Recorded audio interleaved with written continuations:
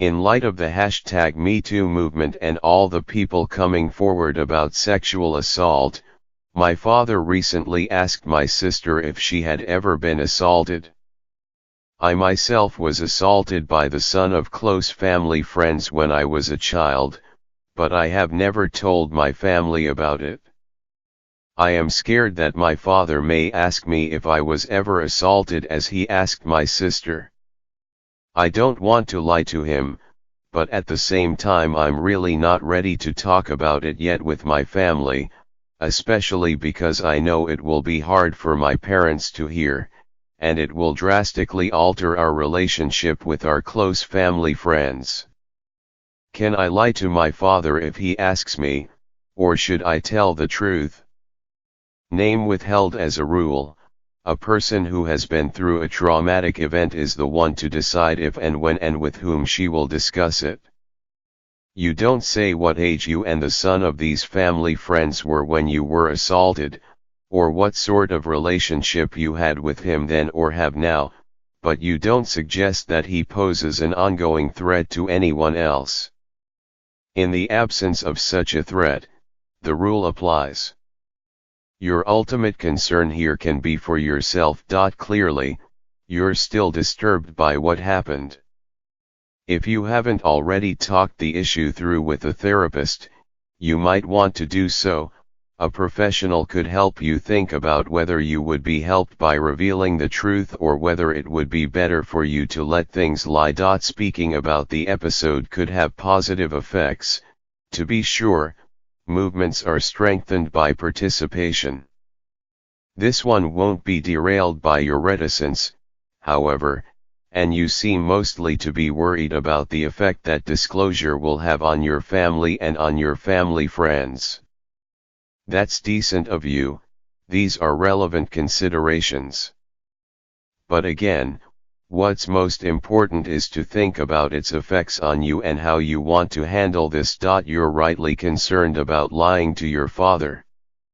That's a bad thing in itself, and it's a betrayal of trust. Still, the obligation to be honest could be trumped if the consequences to you of answering him truthfully were substantial. At the same time, there are other possibilities than a straight-out lie. One would be to reply that, yes, you have been assaulted, but that you don't want to discuss the details with him and you would like him to respect your privacy. Yet, many parents wouldn't be able to rest being told only this much, and you would have to feel confident that your father would. Another approach would be to say that you will tell him what happened, but only if he promises not to tell anyone else. You know him and can judge whether he would find it possible to keep that promise and what it would cost him in terms of self-restraint. If you underline the fact that it was the son who was responsible, not his parents, he may be able to maintain his relationship with them even if he knows what happened. So you have much to consider. A close friend of mine recently split with her partner. I found out that since their breakup, he has been sleeping with another person in our social circle. My friend and I are not close to this woman, but we do see her from time to time. I know that during their breakup, my friend expressed to her partner a wish for this exact situation not to occur. I have been wondering if I should tell my friend that this is happening. I worry that it would only cause her pain after an already painful breakup, but I also feel dishonest in keeping it from her. I am also concerned that she will find out about it regardless, perhaps in a way that is more hurtful than coming from me, someone she trusts. What is the right thing to do? Name withheld. People don't have a right to determine whom an ex sleeps with. It was fine for your friend to tell her partner that she didn't want him to sleep with a mutual acquaintance, but unless he seriously pledged not to do so, he wasn't under any obligation to comply. What you've learned is not that he has done something wrong but simply that he has done something that she didn't want him to do. Given that they're no longer a couple, she doesn't have a right to know. It would be one thing if she had explicitly asked you about this, or if, by keeping your counsel, you were acting in a way detrimental to her interests. You mention the possibility that she could learn it, more painfully, from someone else, but you don't say whether that's very likely. If the issue doesn't come up and the only effect of telling her would be to upset her, you're entitled to let it slide. It is tempting to find high-minded reasons to pass on gossip. On the whole, though, the truths you should feel obliged to convey to her are about matters of real importance in her life, not just anything that she would like to know.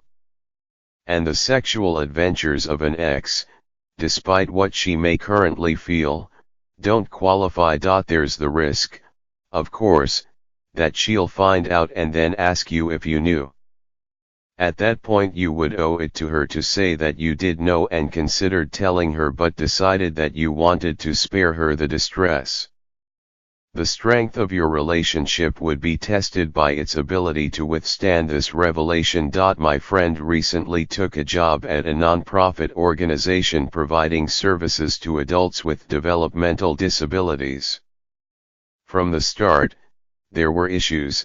Instead of providing staff members, who work from home, with laptops and phones, the center requires them to use their personal equipment and take it off your taxes. Same with using personal cars for business. While the New Jersey rate for mileage reimbursement is 31 cents, the organization only reimburses 14 cents. Payroll is consistently late, and expenses have not been paid for 3 months. Now my friend, who has serious health issues, was told by her doctor that her employer-sponsored health insurance was cancelled for non-payment of premium. My friend pays into her health insurance each week by a payroll deduction. She needs a CT scan and cannot pay for one out of pocket. She called Human Resources several times, but they always say that they are working on the issues, with no result. My friend is sick and worried about her future. Should I report the organization? Whom do I report them to? My friend cannot afford to do without the money they owe her or her health insurance. Name withheld. Being a nonprofit with an admirable cause doesn't entitle an organization to violate its obligations to its employees. You might call the office of your state's attorney general and ask where you should report these problems. In New Jersey, you will probably be referred to the Department of Labor. But first consult your friend. Exposing her employers in this way risks her relationship with them, even if she isn't the one who does the reporting. She's entitled to know what you have in mind. I am a medical resident at an academic hospital. About 2 years ago, I received a small grant from a trainee-subsidized patient care fund to provide 2 iPads to pediatric psychiatry patients who spend many hours in our emergency department awaiting placement. I purchased the iPads and software but ran out of time and steam as I encountered various logistical and practical obstacles. I am now about to graduate from the program. I have tried to find another trainee to whom to hand off the project, with no success. What is my moral obligation regarding what to do with these iPads? Can I just donate them somewhere? Can I take one home for my kids? Am I required to try to resell them and return the money to the patient care fund? Name withheld. Let's start with the fact that you took money to do something you haven't done. At the very least, you should inform the fund administrators, apologize and refund the money. Only after you've discharged your duty to the fund can you think about what to do with the iPads.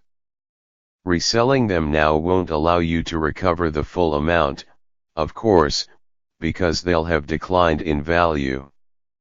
If you've managed to make the fund whole and still have the devices, though, what you do with them is up to you. So you can certainly donate them to anyone you like, including your children.